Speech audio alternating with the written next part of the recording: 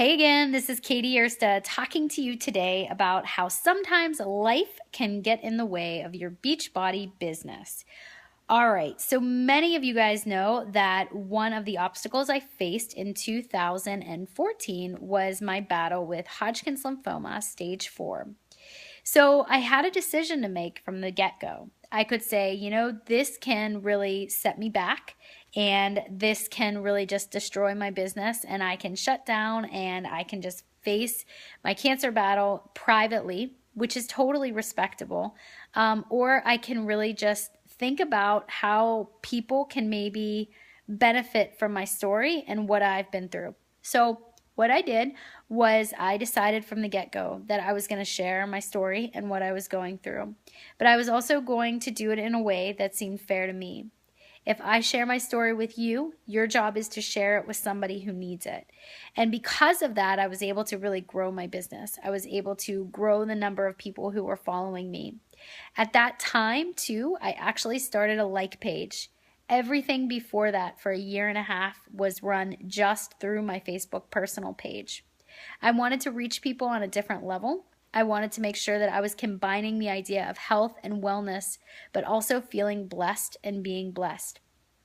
I noticed that during that time, I was finding myself and finding this inner strength and I was able to really grow my business because I was just becoming very confident in myself and who I was. So I knew that people were following me. I knew that people were really checking in on my battle and wanting to know what was going on. But I also knew I had limits. I'm just a realist. I'm going to be honest with you. I knew that I couldn't push for top 10. I knew that I was being unrealistic to even push for top 50.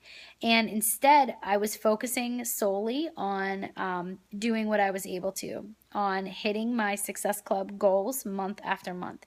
Specifically, Success Club 10. I made that a non-negotiable during that year. One thing, though, that I knew was going to be difficult for me was to onboard and give new coaches their full, undivided attention. I will not say that 2014 was my best year in terms of recruiting.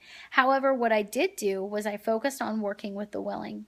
And I put a lot of emphasis on working with any coach in my downline and in my organization who truly wanted to be able to do it. So that is where I actually spent the majority of my time. When I started the year in 2014, I was an elite coach. However, I was very unstable as a 5-star coach and actually at one point fell from 5 to 1. By the end of the year, I had risen from a star diamond, beat cancer, and became a 9-star diamond coach. All in that time, I was also hitting my Success Club goals. During the month that I was hospitalized, I fell in love with Payo and was able to share very publicly about that, hitting my highest Success Club goal to date during that month of July. You know, when you hit these obstacles and you hit these very difficult times in your life, you really do have your choices. You can say, this is going to define me, this is going to destroy me. Or you can say, how can this obstacle really help somebody else? How can my story impact somebody else? And that's really what I set out to do. So I think in looking back and in hindsight, the hardest year of my life was not necessarily going to be the best in terms of what I could do in the business, but it was one where I showed consistency daily through the activities, still inviting, still doing what I needed to do in order to be successful.